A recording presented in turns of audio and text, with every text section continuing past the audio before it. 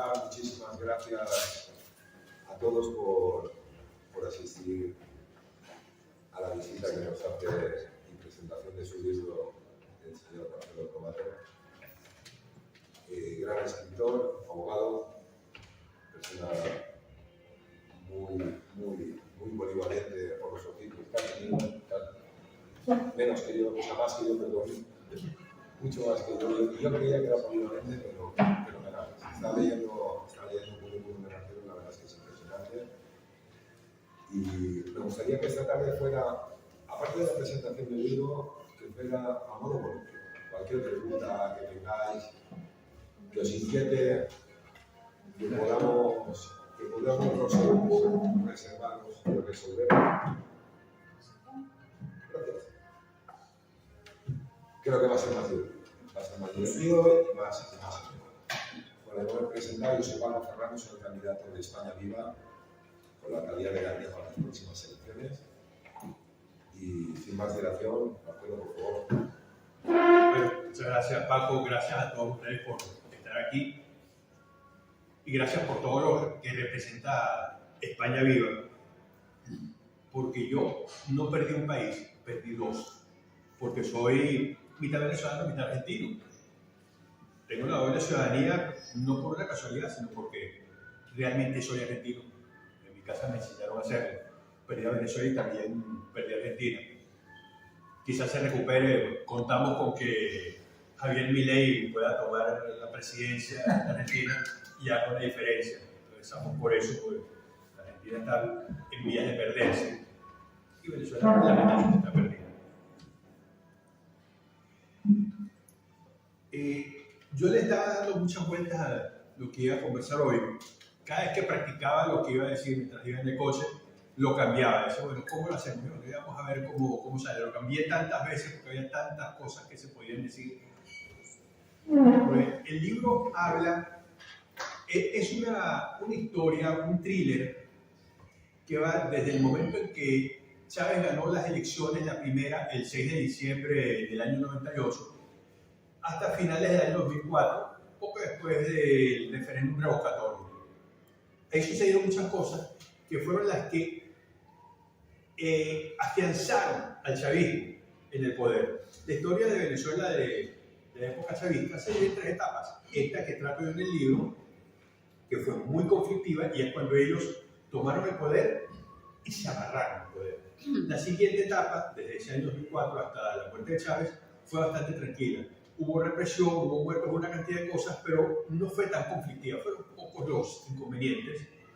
Y los pocos presos políticos que había, pues lamentablemente casi nadie les prestaba atención. Y después de la muerte de Chávez vino la época del madurismo, que ha sido extraordinariamente conflictiva y donde toda la mala economía, la mala gestión económica reventó. Y Venezuela se vino abajo. Venezuela venía de haber sido un país que con todos sus problemas tenía unos excelentes ingresos, había muchas cosas que eran casi regaladas porque el país era rico. Por ejemplo, los combustibles. Para decirles que hubo una época que pagábamos el litro de gasolina, ¿cuánto sería? Como unos 7 centavos de dólar el litro. Porque era de todo y había cantidad. Venezuela flota sobre un mar de petróleo y todavía flota, pero ya eso no sirve para nada sino para la corrupción. En la época de Nicolás Maduro se acabó la disponibilidad de recursos para mantener la farsa de la revolución, que durante el periodo intermedio ese del 2004 al 2012 hubo momentos que escaseaban algunos productos, pero eran cosas más bien puntuales. Hubo épocas donde escaseaba la fórmula infantil, los pañales. En ese entonces yo tenía niños pequeños y para mí era un problema. Un domingo, un paseo, era ir con mi esposa y mi hijo, todavía el segundo no había llegado, a recorrer todos los mercados de la farmacia buscando pañales. Pero después, en la época de Maduro, la economía se vino abajo. Y la gente empezó a protestar porque también Chávez, gustenos o no, era un gran líder, era carismático y le llegaba a la gente. De hecho, hay muchas personas que dicen, es que si hubiese estado Chávez esto no estaría pasando. Sí habría pasado, porque el problema habría existido. Lo que pasa es que él lo disimulaba con una sonrisa, era simpático, Yo en mis tiempos de oficial de inteligencia militar tuve oportunidad de conversar con él y digo, sí, él era simpático. O sea, hay muchos dictadores que son simpáticos y no por eso dejan de ser una basura. Y se vino abajo Venezuela, sucedieron las dos últimas guarimbas, que es como se dice en Venezuela, a las grandes protestas contra el gobierno, la represión desmedida, que los primeros presos políticos agradecieron porque entonces trajo a la visión pública el problema de los presos políticos, porque en principio había muy pocos, eran excepciones, y después se volvió la regla. Pero por cualquier cosa, tengo una amiga que vive en Benidorm, que fue presa política simplemente por expresarse contra el gobierno en Twitter, muy duramente, pero por eso solamente. Yo era abogado, trabajaba con la organización Foro Penal del Sur, y un buen día que se dijo que había que dar un escarmiento a los defensores de derechos humanos. Pero hay que meter preso a uno, porque ellos no entienden las indirectas, los seguimientos, los señalamientos. Etiquetaban a mis compañeros en Twitter en una foto donde estaba abocada en una camilla, pero al próximo abogado que dio la oportunidad hay que meterlo preso. ¿Y quién fue el próximo abogado que dio la oportunidad? Me costó 4 años. Tuve 4 años preso hasta que me fui. De hecho, tengo pedido de captura en Venezuela. Pero me mandaron a Interpol y Interpol dijo, no aceptamos casos políticos. Y casos como el mío de ridículos, hay cantidades. A veces el gobierno simplemente necesita unos presos para mantener un relato que crearon. Es que trataron de matar al presidente Maduro. Entonces, bueno, necesitamos meter preso a alguien para decir que ese fue. Bueno, búscate ahí 4 o 5 personas, porque parecen algunos que hablen mal del gobierno y los meten presos. ¿Qué tenía que ver? No, nada, pero hace falta para mantener el relato. Y así está llena las cárceles de Venezuela de presos políticos y de presos comunes que en realidad son presos políticos. Un amigo mío era un candidato en una circunscripción de una provincia con muy buenas opciones, era un líder estudiantil. Y de repente lo detuvieron y decían, mira, estaban haciendo un procedimiento anterior, tú, acércate, ¿qué? No, tú también vas detenido, y lo metieron. Y todo era un cuento para meterlo preso a él. Él estaba preso por drogas y en realidad era un preso político. Eso es usual en Venezuela. Sin contar otros problemas como la cobra de coimas por parte de las fuerzas policiales, cada vez que uno llega a un control móvil de la policía, me dice, bueno, ¿qué me van a pedir? Y ojalá solamente me pidan dinero, porque a veces llegan las extorsiones, dicen, mire, ahí usted como que tiene droga, bueno, si no tiene droga, mejor denos algo y nosotros no vemos nada, si no tengo nada. Pero eso es lo usual, y si no secuestran a la gente, han encontrado secuestrados en comisarías policiales. Y cuando van a hacer operativos de rescate, se encuentran con el hombre está en una comisaría policial. Entonces, esa es la realidad que hay allá. Pero todo eso, ¿por qué empezó? Por un golpe de Estado. Me van a decir, el golpe de Estado del 4 de febrero del 92, cuando sabes, no, el que dio cuando él ganó la presidencia. Y todo el mundo dice, ya era el presidente del golpe de Estado. Sí, es que la mayor parte de las personas no tienen una idea clara de lo que es un golpe de Estado. Porque lo ven en televisión, lo ven en las noticias, ¿no? Que un golpe de Estado en tal país y se ven los militares que llegaron al Palacio Presidencial, agarraron al presidente, lo detuvieron, lo mataron, lo secuestraron. No, eso no es un golpe de Estado. Un golpe de Estado es un cambio en la forma institucional del Estado por vías ilegítimas. La Constitución de Venezuela decía cómo se podía modificar, pero en vez de eso inventaron otra vía totalmente irregular que fue llamar a una asamblea constituyente, saltándose todas las normativas, saltándose la representación de las minorías, y Chávez consiguió en esa asamblea constituyente con más o menos 60% de los votos tener un 96% de los diputados. O sea, la mitad de la población no estaba de acuerdo, pero no tuvo representación. Eso es un golpe de Estado también, porque todo el mundo debe tener una representación, va a ser la cantidad que sea. La minoría tiene que estar representada, pero en su justo nivel. Si los homosexuales quieren estar representados, perfecto, pero ¿cuántos son? No, son un 5%, bueno, entonces no pidas un 50% de representación, un 5%, y tienes toda la razón de pedirlo, porque así es como se hace la representación de las minorías. Llegó un día que se iba a aprobar la Constitución y ahí se vio el siguiente punto. Al socialismo del siglo XXI, que es lo mismo que se hizo en América, no le importa a la gente. Ese día había elecciones para aprobar la Constitución y todos los expertos le dijeron a Chávez que había que suspender las votaciones en la provincia de Vargas, que es un estado muy pequeño al norte de Caracas, que va desde la cima de la montaña hasta el mar, simplemente de la ladera de una montaña. Está lloviendo mucho, hay que suspender. Digo, no, no se puede suspender, tenemos que terminar las elecciones. Resultado, deslaves. Oficialmente 30.000 muertos, extraoficialmente 60.000 y muy extraoficialmente se cree que 90.000. O sea, imagínense que toda la población de Gandía falleció en 2 horas. Ese fue el resultado del desastre de Vargas. Porque uno dice 60.000 muertos y dice, suena bastante, pero no. ¿Cuál es la comparación?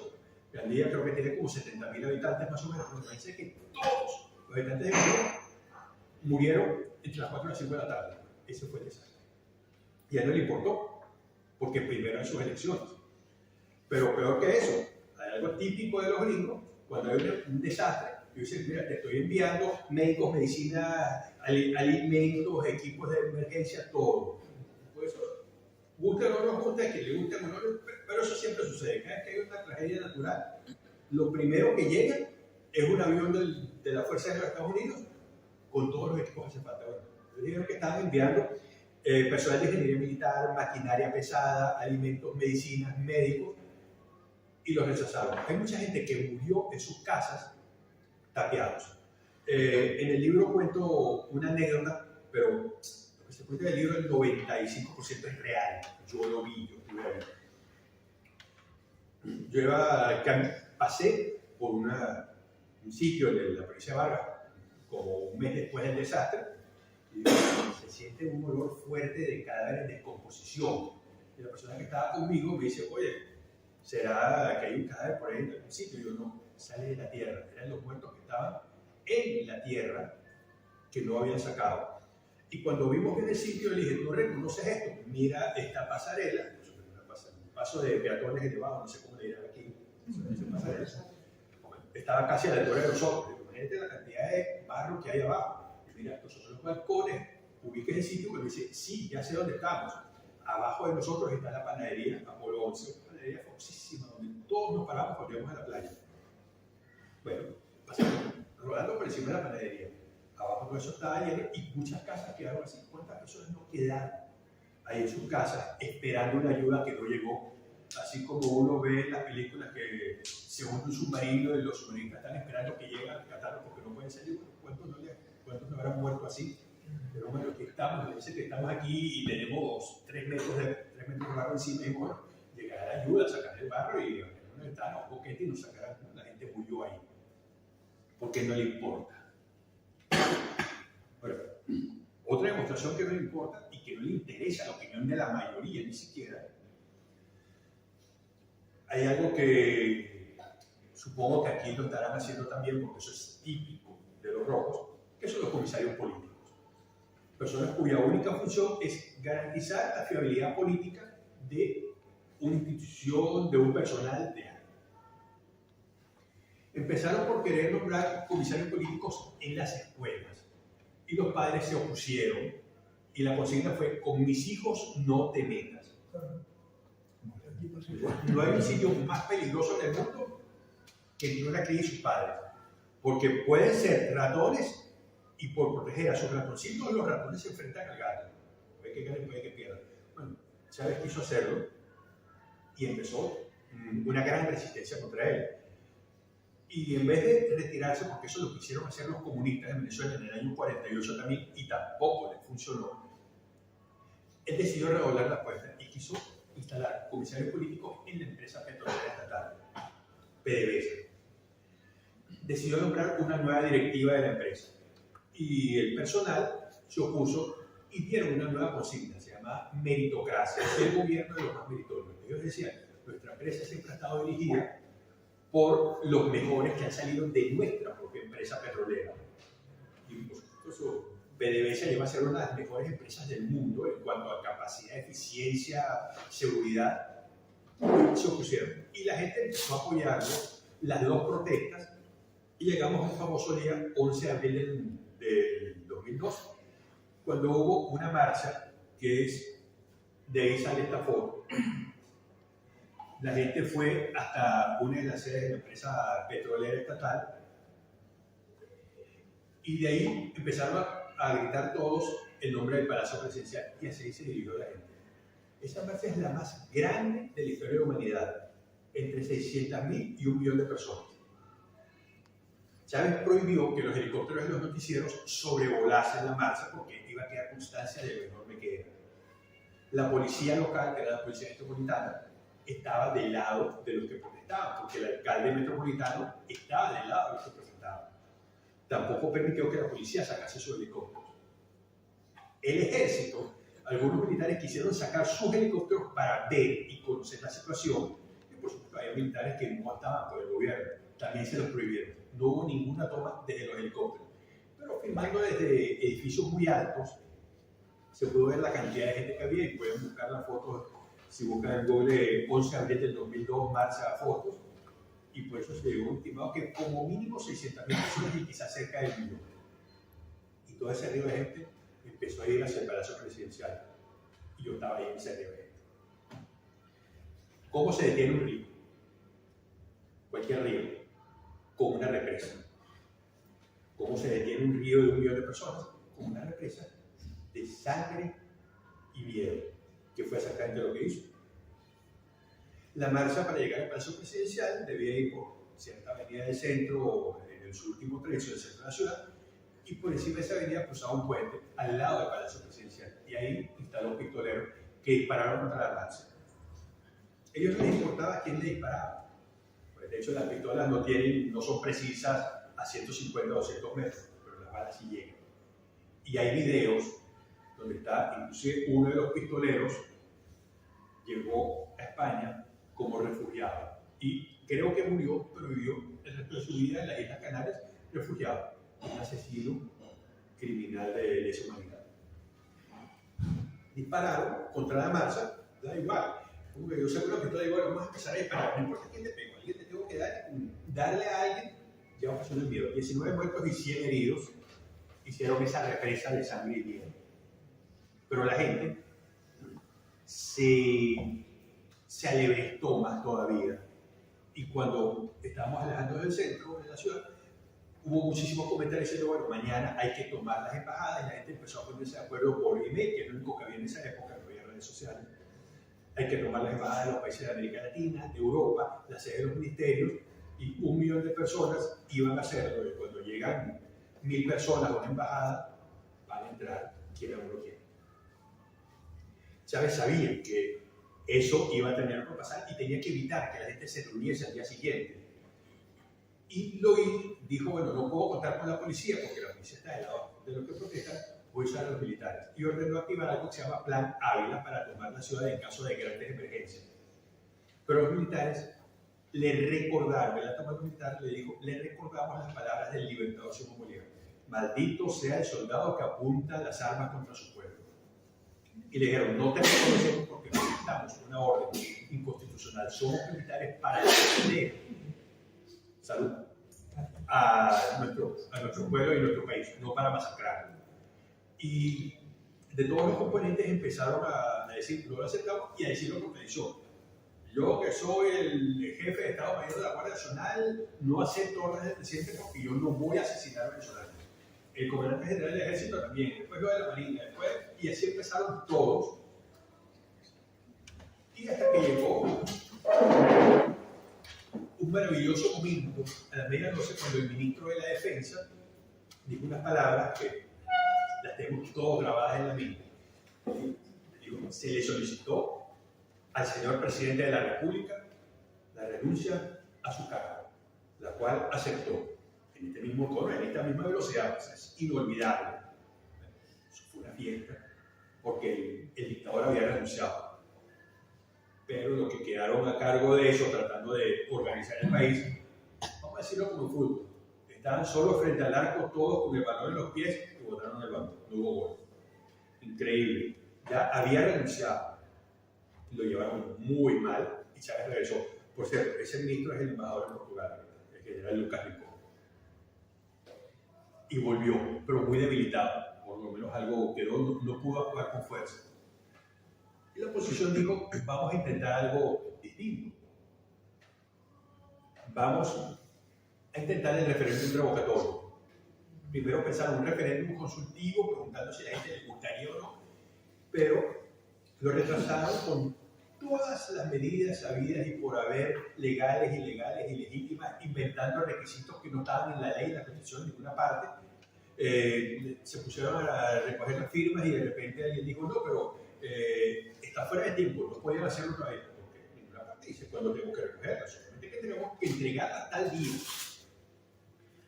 Se consiguieron todas las formas, pero esa recolección de firmas se aprovechó para algo que le encanta a los socialistas: segregar.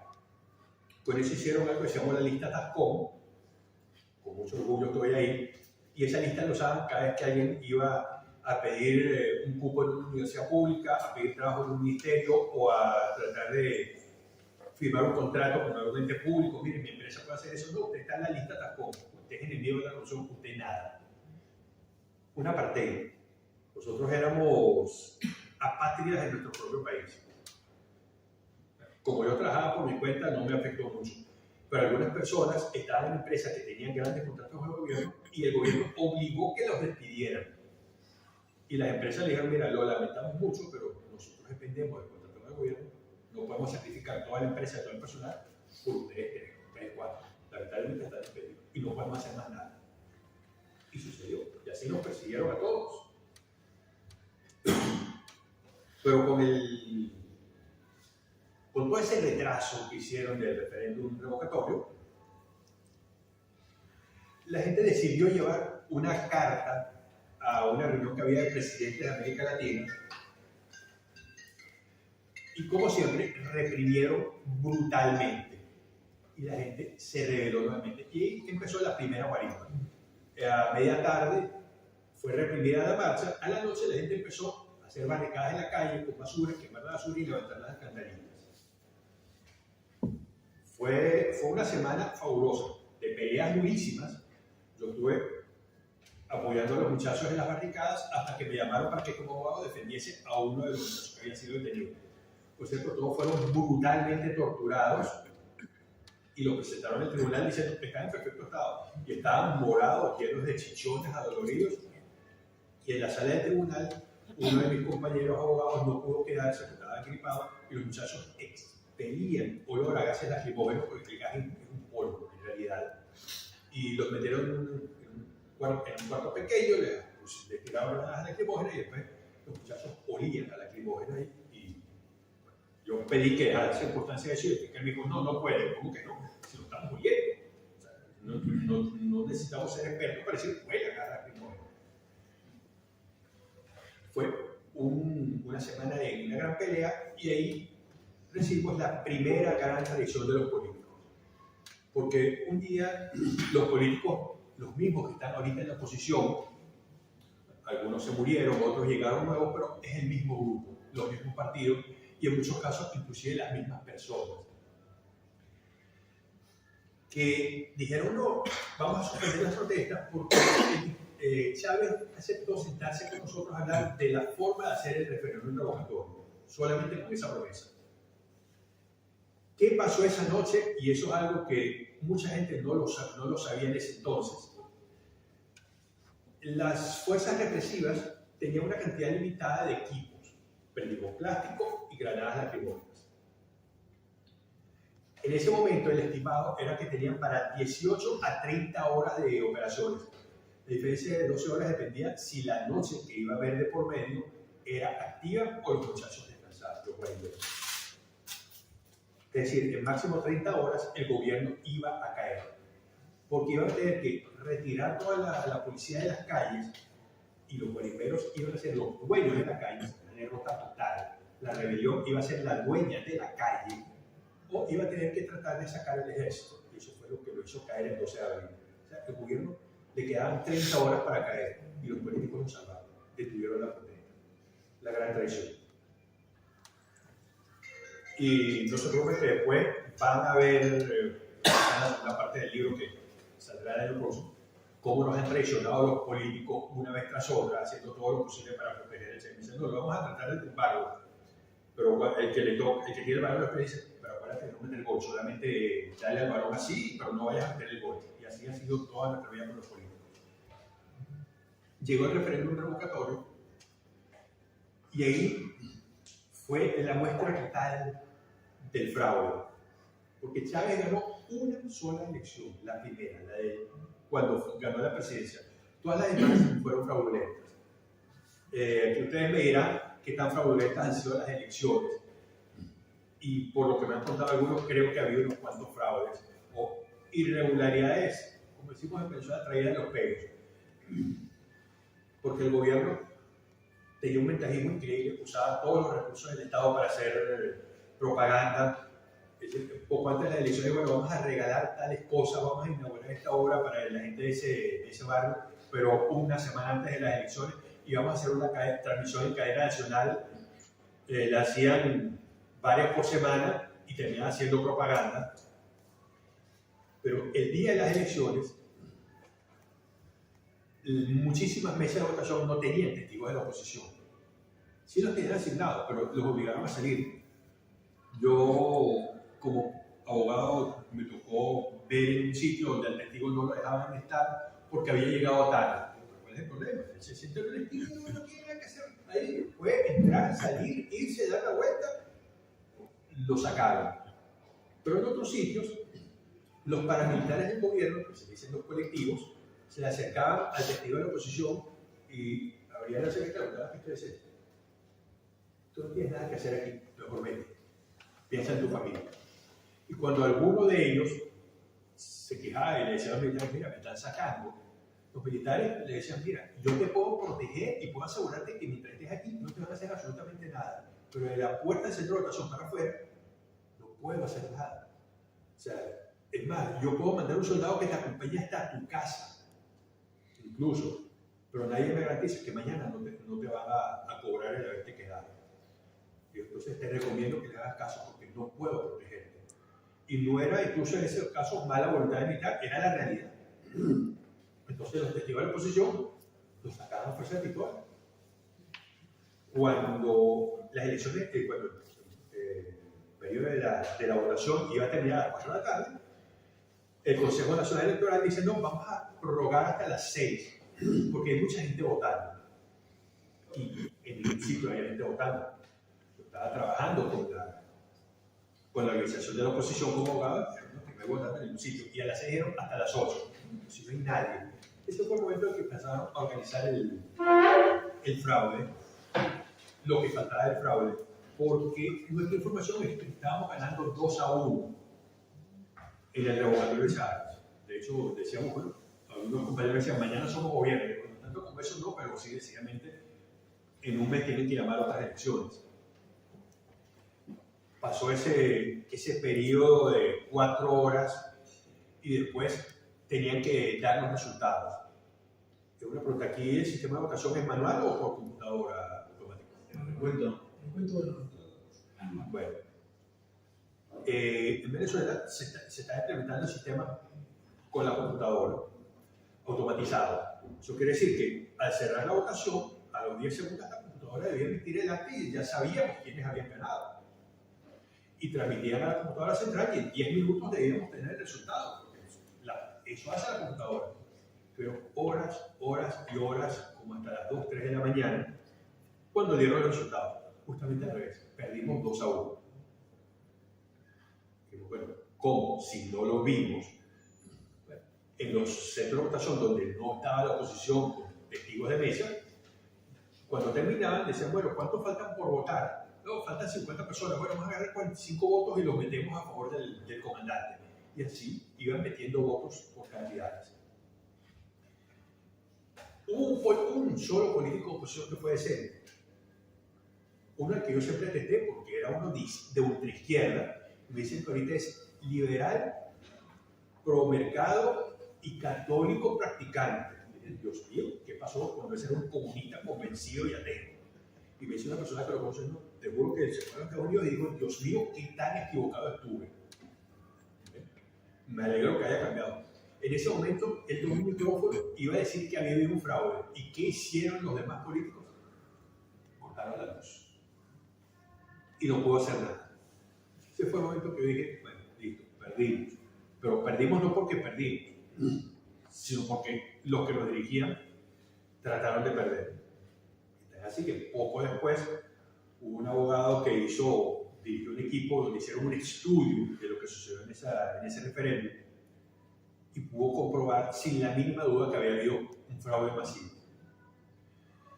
El problema es que todas sus pruebas eran estadísticas y siempre decían, no, pero es que una estadística no es una prueba, ¿verdad? Una anomalía estadística es una anomalía. Siempre puede suceder que de repente en un centro de votación donde gana la ultraderecha y de repente ese día ganó la ultraizquierda arrasando.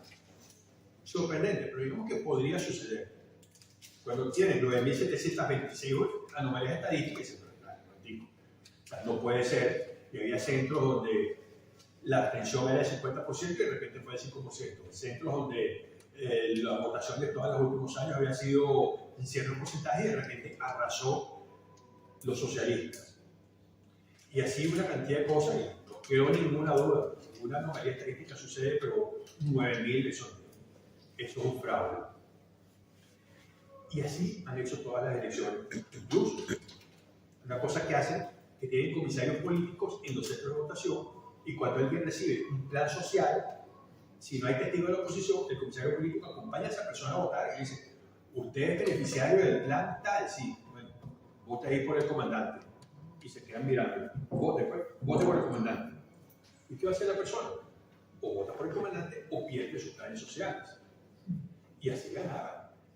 Y gente que nos decía a nosotros, yo quería votar por la oposición, pero voy a perder el plan el plan otro, yo dependo de eso, yo soy madre sola, no me alcanza el dinero, necesito ese plan, tuve que votar por el comandante. Y así los obligaban a votar.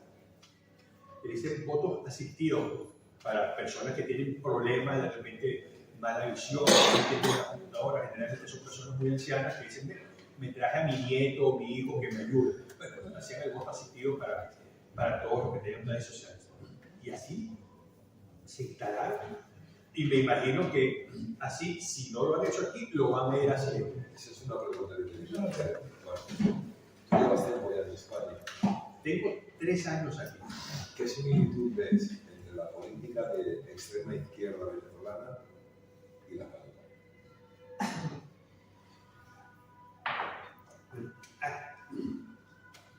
He visto que han tratado de penetrar las instituciones y dominarlas. Una de las instituciones más importantes para proteger es el Tribunal Supremo de Justicia, la Corte Suprema. Porque si la Corte Suprema es realmente independiente, hagan lo que hagan, siempre hay una protección, un muro de contención. No sé en qué medida lo han logrado, pero cuando se penetra la Fiscalía y la Corte Suprema, todo está perdido. ¿Qué es lo que ha pasado? Han penetrado todas las instituciones, entonces uno quiere protestar y va a ir a un tribunal y la Corte Suprema siempre decide a favor de lo que el gobierno quiera, en contra de la gente. La Fiscalía, la Procuraduría, el Consejo Nacional Electoral, es como si se van a enfrentar Barça y Real Madrid, que son de Barça o de Real Madrid. Igualita. Pero me dijeron que aquí todo el mundo tiene los equipos, el Barça o el Real Madrid y su equipo local. Eso es el debate. De Boca Juniors. Pero cuando me dicen el mejor equipo del mundo, pensé que hablan de Boca Juniors. Normalmente la comparativa vamos a Real Madrid es Sí, bueno, pero supongamos que aquí todos le van al Barça, porque a todos les gusta Messi, y van a jugar contra el Real Madrid, y el árbitro sale con camiseta del Real Madrid. Y listo, o sea, explícame cómo hacemos para ganar. Bueno, esa fue la que pasaba en Venezuela. Los jueces puestos a dedo, así, Chávez decía, fulano a la Corte Suprema, el fiscal general, fulano, y todos eran personas del partido. Eso es gravísimo y es lo primero que se debe pedir, porque cuando la Corte Suprema se pierde, no hay a dónde recurrir, porque todos los demás órganos los puede tener el gobierno, pero si la Corte Suprema funciona, uno puede decir, Corte Suprema, esto no puede ser, y la Corte Suprema dice, es verdad, eso no puede ser. Quizás es el órgano más importante para proteger la libertad, la Corte Suprema. Pero en Venezuela se perdió la Corte Suprema, se perdió la libertad de expresión, fueron intervenidos los periódicos, los periodistas terminaron todos presos, los testaferros de los políticos compraron una cantidad de medios de comunicación y los que no podían comprar los cerraban. una cantidad de emisoras de radio que como no estaban dispuestas a seguir la línea del gobierno. Entonces, la Comisión Nacional de Telecomunicaciones con la tele decía, se les venció la concesión, no puede seguir transmitiendo, pero y llegaba la Guardia Nacional a robarse los equipos, porque no decía que está cerrado, pues que se llevaban los transmisores y se los robaban, sin indemnización, sin nada, que es algo también de lo que hace allá los militares que lo usan, porque el socialismo del siglo XXI es además de todo un gran negocio. Ellos no solo roban, sino que instalan grandes negocios porque ellos tienen sus empresas, para esos testaferros que hacen los negocios con el Estado. Entonces viene el general tal o el ministro tal, mira, vamos a hacer aquí este hospital. Ah, bueno, mira, yo tengo una constructora, es de mi compadre. Y bueno, ahí hacen todos los negocios. Cuando quieren sacar a alguien del negocio, dicen, mira, esta empresa no quiere colaborar con nosotros. Bueno, van allá, la expropian, la cierran, la multan por cualquier cosa expuesta. Yo tuve una empresa trabajando, era director de una empresa, que fue cerrada y multada, cerrada por obvio y multada, porque una factura no se inscribió en el sistema el día correspondiente, sino el día siguiente. Pero los impuestos se pagaron igualitos. Y por eso, esa empresa cerró su actividad, se fueron a Estados Unidos y me dicen los bellos que ahorita han crecido, que yo no podría reconocer lo que es ahorita la empresa, porque los dejaron trabajar. Así persiguen cualquier, no una disidencia política, una disidencia económica. Alguien que dice, mira, yo no quiero ser político, yo quiero hacer mi negocio, yo tengo mi pequeño negocio. Personas que tienen pequeños locales comerciales y les llegan los colectivos. Que son los paramilitares y dicen, mire, usted está vendiendo muy caro, yo no puedo, yo compro el litro de leche a 4 bolívares con 50 centavos, ¿cómo lo voy a vender a 4,25? Yo lo que me pido, bueno, no puedo. No, vamos a, usted tiene que bajar el precio. El señor agarraba, vendía la leche a 4,25 y lo compraba más. Decía, ¿por qué no hay leche? No, que no me han traído. Y se acabó, no hay leche.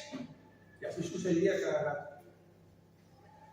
Excepto tratar de tomar todas las instituciones y que la gente no pueda pedir ayuda a ninguna institución, decir, mira, policía, por favor, aquí estos agretones de los colectivos me están amedrentando. La policía dice, no podemos hacer nada. Bueno, voy a ir al Tribunal Supremo, mire, el gobierno me está, no podemos hacer nada. Esa toma de instituciones es lo más grave y sobre todo el Tribunal Supremo de Justicia. Y por supuesto, el órgano supremo electoral, la Comisión Nacional Electoral que se hace en Venezuela, no sé cómo dirá aquí, también. ¿Quién es el árbitro de las elecciones? Alguien que pueda parar los equipos. Pero por eso, quizá el hecho de que sean manuales hace más difícil el fraude, porque las computadoras las manipulan y supuestamente no podían transmitir antes de tiempo, estaba todo certificado, pero manuales, pero agarran los papelitos y dicen, un voto para fulano, uno para fulano, uno para fulano. Yo fui presidente de mesa en Venezuela varias veces por sorteo al azar, nunca pertenecía a ningún partido. Y en Argentina también. Y en Argentina el sistema era manual y terminaba las elecciones, yo abría la urna, sacaba los sobres, abría un sobre, mira, un voto para el presidente Macri, un voto para Cristina, un voto para Macri, uno para Cristina, uno para tal. Y así lo íbamos haciendo. Y no había posibilidad de hacer ahí estaban los papelitos. O sea, no había nada extraño dentro de la computadora que lo pudiera variar. Y hacíamos las actas. De hecho, nos decían que las publicásemos en redes sociales para evitar los fraudes. Yo terminé, no sé qué foto, la publiqué en Twitter, en Facebook, en Instagram. O sea, que esta fue mi mesa. No, pero yo creo que si tienen la posibilidad de cambiar el sistema de votación, lo podrán hacer. Si bueno, a lo mejor este año es así y dentro de 4 años es sistema electrónico.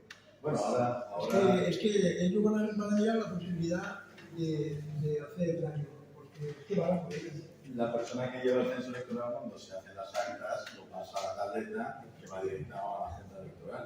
Hay veces que esos números bailan. Por eso los apoderados cogen una copia de las actas, piden a la presidencia de la mesa una copia. ¿Por qué? Porque al día siguiente es cuando se pueden impugnar, se pueden ver esas valoraciones. Todo eso se publica. Y entonces aparece en la mesa electoral tal, el partido ha conseguido tantos votos. Tienes que incidir con tu acta. Lo que viene. El que no tiene la posibilidad de tener un interventor o un apoderado allí, que si no tienes a nadie, tienes un problema. Ahí Lo tiene que pasa es que el margen de error, conforme dicen las estadísticas, es mucho más pequeño cuando tú tienes un sistema electoral anual, con las actas, con los documentos, los papeles, los votos, que después se pueden comprobar que si todo es digital. O sea, si todo es digital es más fácil de manipular y más difícil de demostrar. Pero bueno, que existe un margen, es muy pequeñito, pero bueno. Un sistema digital siempre puede ser alterado. Yo no soy programador, pero se puede hacer un programa con unas líneas de código que hagan algo y después se borren esas propias líneas de código, desaparecen, y cuando vas a hacer una auditoría del programa, dicen, el programa está perfecto. Digo, sí, porque el programa está hecho para sacar las cuentas de una determinada forma y desaparecer, y queda solo el programa original.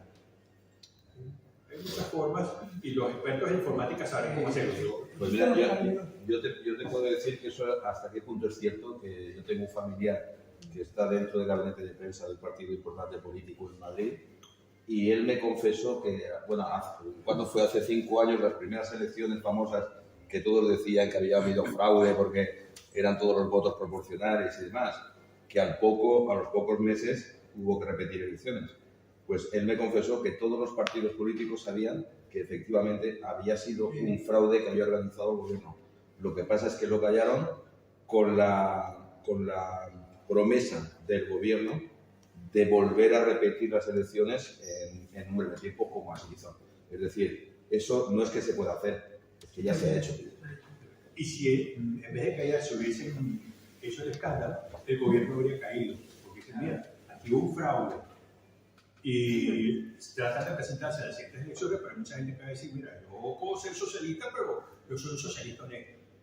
Eso existe. Bueno, hay una persona que lo cree con sinceridad, y los he conocido. O sea, que con sinceridad creen en el socialismo, pero no creen en la represión y todas esas cosas, y no lo apoyarían, buscarían otras opciones. Entonces, esa fue una traición de los políticos, de las cuales nosotros estamos acostumbradísimos, porque lo que es Juan Guaidó y Enrique Capriles nos han traicionado, y yo no sé cómo todavía tienen la cara de presentarse y la gente sigue votando por ellos. Pero, por ejemplo, lo que estás diciendo, eso no había pensado preguntártelo antes para haber dicho. Aquí, por ejemplo, la excusa que se puso para no hacer esa denuncia es para que la gente siguiera confiando en la democracia. Pero, por ejemplo, en tu país no hay democracia. ¿A qué se debe que los políticos estuvieran conchavados por Chávez? Y fue un error, porque la gente confiaría más en la democracia si viese que se intentó hacer un fraude y se demostró. La gente dice, el sistema democrático sí funciona, porque no pudieron hacerle fraude. Eso fue, vale usted saber cuánto cobraron los políticos por quedarse callados, que es lo que pasa en Venezuela. Enrique Capriles se la da acusando, sin embargo, por ejemplo, el presidente de la constructora de Brecht, que corrompió a media América, dijo que le pagó a Capriles, porque dijo, porque si acaso ganaba, nosotros le dimos dinero a Chávez y le dimos dinero a Capriles, porque ellos querían mantener su contrato. Y el chavismo le dice, mira, ahí tenemos con qué procesarte, no causa muchos problemas, porque te vamos a meter preso por corrupto. Y está ya probado que en el juicio en Brasil, el tipo dijo, sí, yo le pagué a fulano, y ahí fue que cayó Alan García de Perú, que el tipo cuando vio que le iban a detener se pegó un tiro. No sé si fue cobardía o honorabilidad, pero me encantaría que más lo hicieran. Todos los políticos así se pegan un tiro, siempre, ¿cómo lo vamos a detener? Deja de pegar un tiro, mátese, no hay problema. Con el que no van a poder hacer un buque. Ha sido increíblemente recto ese hombre. De verdad que me ha sorprendido. Yo no confía en él porque él venía del grupo de la izquierda. Sin embargo, ha tomado y estaba asesorado por gente de la oposición venezolana del Partido Socialdemócrata. Sin embargo, ha tomado cantidades de medidas de libre mercado totalmente liberales que me han sorprendido. No hablemos de la guerra contra las maras. Por ejemplo, cuando decidió adoptar el Bitcoin como concepto, haya salido bien o mal, pero el concepto de adoptar las criptomonedas como moneda oficial del país es una apertura increíble, porque es libertad para la gente. y la guerra contra las maras me parece fabuloso. En Venezuela tenemos un problema parecido, incluso peor, porque el nivel de delincuencia es extremadamente alto. Caracas es la segunda ciudad más peligrosa del mundo después de... hay una ciudad en la frontera entre México y Estados Unidos que no me puedo recordar.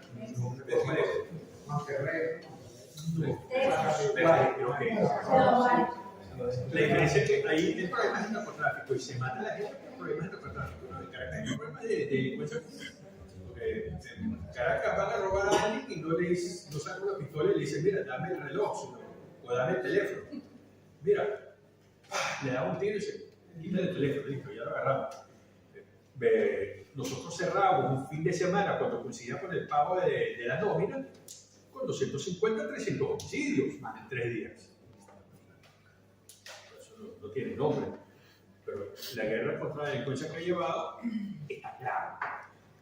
Porque vienen los defensores de derechos humanos y de desechos humanos diciendo que no estás violando derechos, ¿no? El problema es que esa gente tiene tanto poder que la única forma es detenerlos y comunicarlos, porque si los dejas, vamos a buscar irlos arrestando uno por uno por algún delito que les vayamos probando, todos los demás van a ir a rescatarlo o van a decir, mira, ¿quiénes son los testigos en el caso contra Juanito?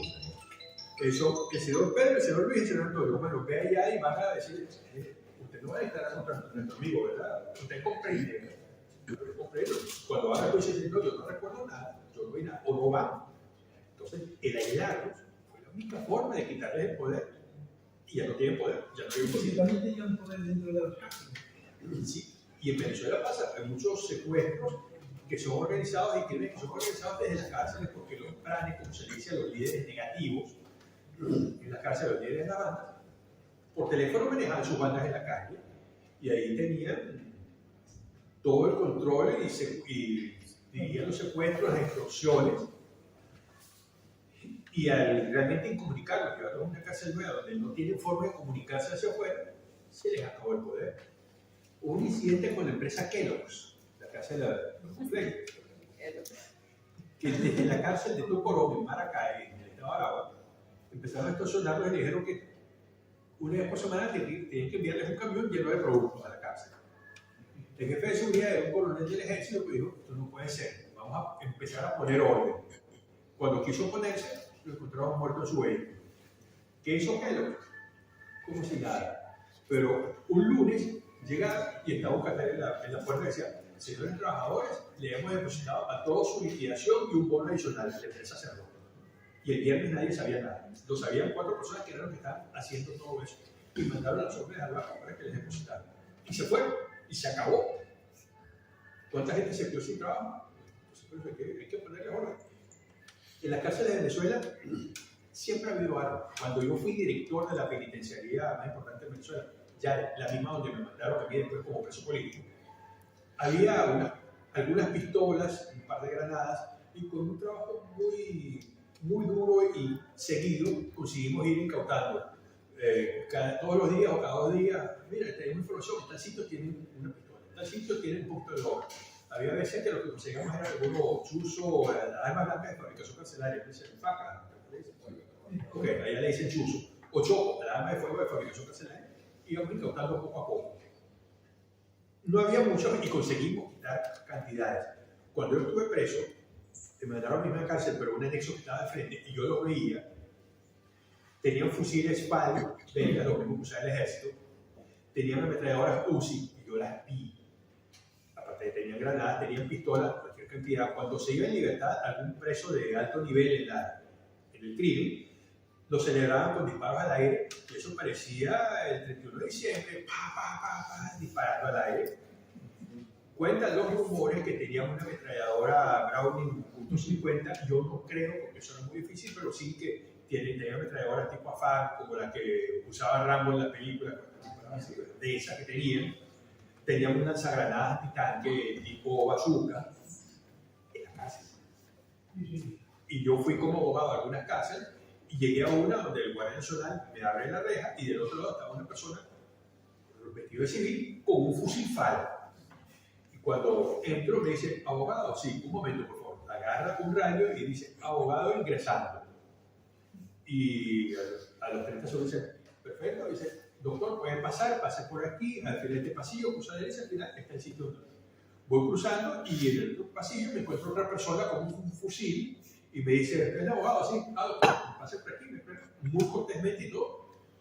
No tenían que haber fusiles, ¿vale? Es el mismo crucero del ejército. Y eran los presos. Yo dije, Dios mío, ¿cómo puede ser esto? ¿Cómo puede ser? ¿Cómo fue? No. Hay un funcionario que me dice que una vez unos presos estaban metiendo unos baldes que estaban muy pesados y le digo, ¿será que están llevando agua? Y se movió un poquito la tapa y vio que dentro lo que tenía era balas.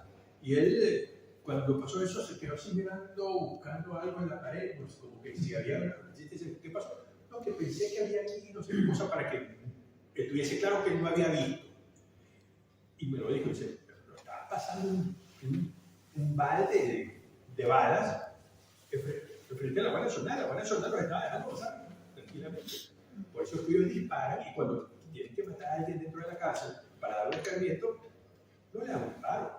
Hacen 57 disparos, la cabeza desaparece de tantos disparos.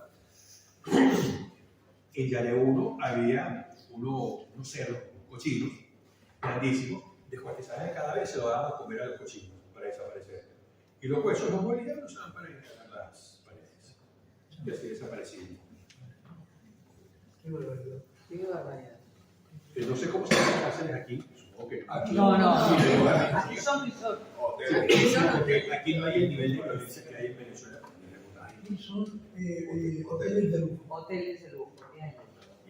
Piscina, tienen spas, yo que sé, hasta un Polideportivo. Pueden hasta Salen a estudiar. trabajar para estudiar, les pagan, cuando Les salen de la pagan, cárcel, les pagan con paro. con el paro. Sí, no gracias a cada Y uno. yo le dije, voy trabajando como todos. Sí. Yo sí he estudiado aquí, yo aquí la mejor. La marihuana está, aquí la droga está y aquí la mejor, aquí. Me detenían en una cárcel y La carrera gratuita, si te la quieres sacar. Cuando no estoy a la calle, Cuando sales a la calle tienes hasta 18 meses, creo que. estás en De paro. Una paga. yo qué sé, Mínimo 400. no mucho mejor vida. Ya voy trabajando. Pues así está la delincuencia a veces, que vale la pena más delinquir, se vive más tranquilo. Te puedes sacar los estudios, ya dan de comer, ya dan de dormir, incluso un alquiler en la calle está privado, así es gratuito. Y cuando sales, encima te pagan. Hay un juez aquí en España, muy famoso con las redes sociales, además tiene un vídeo expuesto sobre este tema en el que alucina con o sea, ¿cómo no pueden llegar padres a recomendar a sus hijos que delincan para entrar en prisión? Encima le mantienen a sus hijos y si son menores, pues, hasta que sean mayores de edad, las penas son largas. Y se meten en el proceso ese y están mantenidos, pueden estudiar, con una pequeña paga. Y esa es la demografía, la happy flowers que tenemos. Y si trabajas en el economato, te pagan. Ya sé cómo hacer para pagar los estudios de mis muchachos. Qué barbaridad, no puedo creer. Sí. Bueno, hay una parte del libro donde están algunas de mis anécdotas como director de cárcel. Ya también hay una unidad educativa, pero las condiciones son limitadas. Pueden estudiar bachillerato, muy pocos hacen el intento de estudiar algo más. Yo tuve un preso que entró apenas con 6º grado de primaria y cuando le firmé la libertad, él era licenciado en administración y licenciado en ingeniero de sistemas, porque lo estudió adentro. Con gran empeño, de verdad que, persona que cuando yo le presenté el expediente a los jueces dijeron, está 30 años por secuestro de homicidio. Y yo, sí, pero mira lo que ha hecho. O sea, si a él no le vas a dar una oportunidad, ¿cómo vas a convencer a alguien de que vale la pena esforzarse? Si este hombre ha hecho el esfuerzo sobrehumano de grabarse 2 licenciaturas, yo tengo una sola. El hombre tenía 2 licenciaturas. Pero son excepciones. Ahí en Venezuela, en la cárcel, son universidades del crimen. Eran en ese entonces y ahorita más. Ni preguntar, ahorita. En Venezuela hay 2 tipos de cárceles que llaman de régimen abierto y cerrado. Las abiertas son las que están bajo control de los pranes, de los presos. Y los directores son solamente administradores del presupuesto para la comida. No tienen ninguna otra función. Y los presos hacen lo que quieren y el funcionario que no esté de acuerdo lo matan. en las cerradas, que son las que estaban bajo control del gobierno. En algunas cosas parecen campos de concentración, pero también los presos pueden hacer muchas cosas, droga todas las que quieran, no hacen nada, se pasan todo el día sin hacer nada. Muy pocos quieren trabajar, y a pesar de que por trabajar se les disminuye la pena, por cada 2 días de trabajo se les perdona una condena, la mayoría no quieren hacer nada y se la pasan ahí consumiendo droga y con azar, jugando a los naipes. Pero aprenden sí a todo lo que le falta aprender para ser un buen delincuente. Marcelo, pues una cosa, ¿qué estamos haciendo mal en España para que personajes como Monedero, Errejón, Iglesias, que han colaborado en destrozar Venezuela, tengan aquí representación?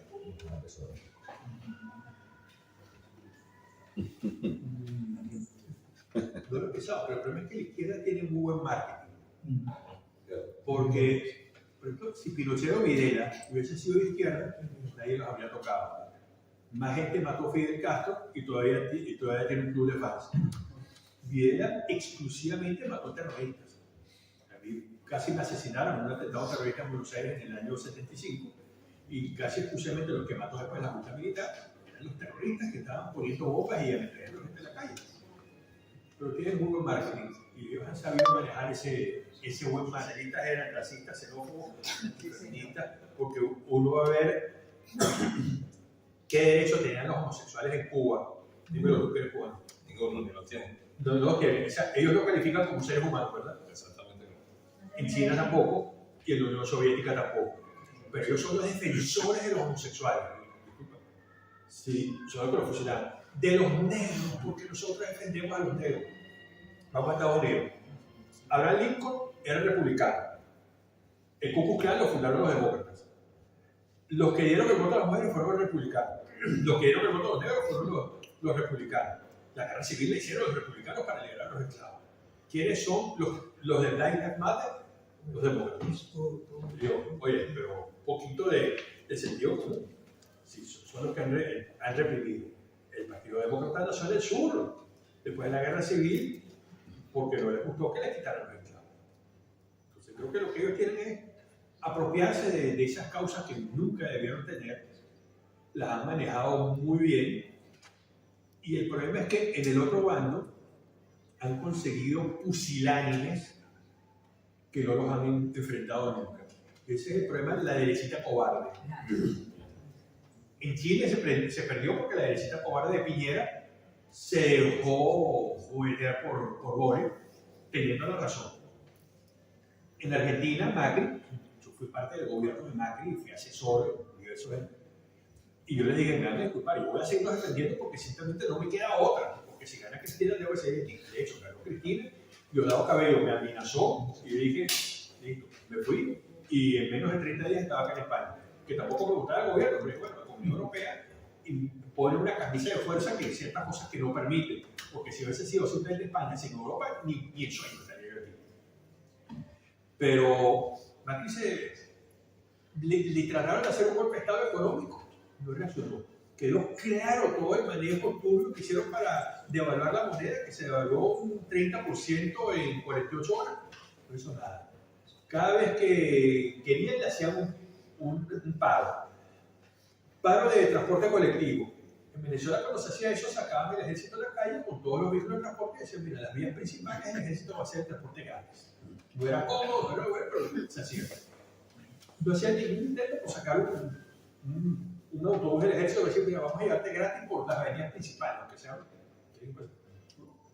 Le hacían una marcha, destrozaban todo el centro de la ciudad. Nada, ni siquiera poner a la policía porque yo soy comerciante, estoy en el centro de la ciudad y yo estoy pagando impuestos. ¿Cómo dejó esta gente esto destrozado? Tuve que cerrar. Me rayaron toda la fachada, rompieron los carteles, rompieron las papeleras, voltearon todo. ¿Para qué pagan una derechita cobarde? No hizo nada. Por eso es que mi ley ahorita está subiendo como la espuma. La derechita cobarde que había en todas partes. Y aquí el problema no es solo derechita cobarde. Ha sido una derechita cómplice. Porque ¿por qué Venezuela está como está? Porque el gobierno hicieron negocio y se aprovecharon de todo el dinero que tenía Chávez para regalar. Y no fueron el PSOE, los del PP también, porque todos tenían negocio con Chávez, diciendo Chávez es muy malo, hacer negocio. El problema es la penderecita cobarde, que no actúa, que no da la cara, que se gana igual. Y que inclusive lo defiende la falsa oposición como está en Venezuela. Que cada vez que uno quiere hablar duro contra del dictador, no, pero no podemos ser tan radicales. Yo he dicho, tenemos que sacarlos y hay que juzgarlos y el chavismo no puede tener espacio en el próximo gobierno. No podemos ser tan radicales. Discúlpame, ¿cuántos nazis hubo en el gobierno de Konrad Adenauer después del que fue el primer gobierno alemán en la posguerra? Porque los alemanes gobernaron Alemania, los americanos gobernaron Alemania hasta el 49. ¿No? Adenauer, ¿cuántos nazis había en ese gobierno? Ninguno. Entonces, ¿por qué nosotros tenemos que tener chavistas que son criminales en su humanidad? Y peor, porque además no son delincuentes narcotraficantes, porque por lo menos los nazis no eran narcotraficantes, eran solamente criminales de la peor calaña, pero son peores todavía, conceptualmente son peores. O inclusive los nazis creían que defendían a su pueblo, correcta o equivocadamente, y muy equivocadamente, porque como saben una cosa, pero los chavistas ni siquiera defienden a su pueblo, y yo digo, por un poco el pueblo se está muriendo de hambre. El sueldo mínimo en Venezuela, ahorita el sueldo mínimo creo que está como en 12 o 15 euros mensuales, pero hay un bono de guerra y un bono de ayuda y llega como a 75, 80 euros mensuales. Con eso tienen que sobrevivir. Pero como muchas cosas... Necesita que haya pobres. Sí. Más pobres hay, más los Y como muchos de esos son bonos, no son parte del sueldo, entonces los jubilados cobran solamente el sueldo mínimo. Y los jubilados cobran 15 a 20 euros mensuales. Y con eso tienen que pagar las medicinas, porque el Seguro Social no las da. No hay recursos, no hay nada. Los hospitales de Seguro Social están en el suelo. El que va a atenderse le dicen traiga sus sábanas, si tiene un colchón tráigalo. Necesitamos esta medicina, necesitamos estos instrumentos para el quirófano, traiga gasas, traiga guantes, traiga todo, porque no hay. Independientemente de que se lo puedan o no haber robado los empleados del hospital, que puede haber sucedido, pero desapareció, ya no quedó nada. Y el Estado no dota de nada. Y las escuelas iguales. No ves escuelas en los sitios pobres, en el campo, que los niños estudian sentados en el piso. Y ponen un toldo de lona entre unos árboles, porque lo que quedó, no tiene nada, las calles están todas tapadas, destrozadas. Entonces ellos ni siquiera están defendiendo a los pobres. Aquí por lo menos algunas cosas todavía funcionan, bien o mal. Pero hay que impedir que las lleven a ese nivel y ese nivel las van a llevar. Porque también la persecución económica contra el que produce destruye. Porque por ejemplo, un escándalo que fue unos youtubers que se fueron a Andorra. ¿Por qué? Porque los están matando impuestos. Y lo puedo decir yo que soy doctor. A los demás también, ¿eh? Sí, nos hemos quedado. Sí. Entonces, si persigues al que produce, al que tiene la empresa, me dicen, no, es que eso serán los capitalistas que explotan a la gente. Yo sí, pero ese es el que le da trabajo a todos. Pero los persigue de tal forma.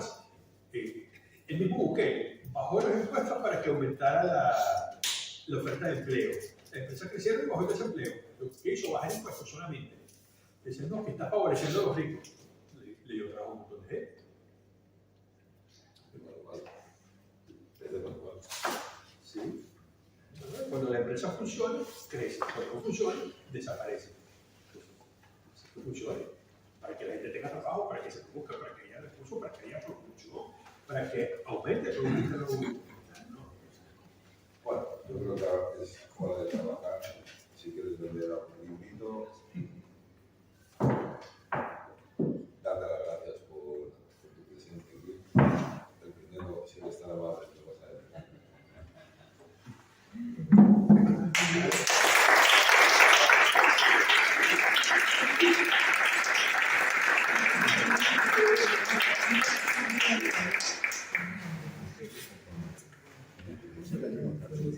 Gracias.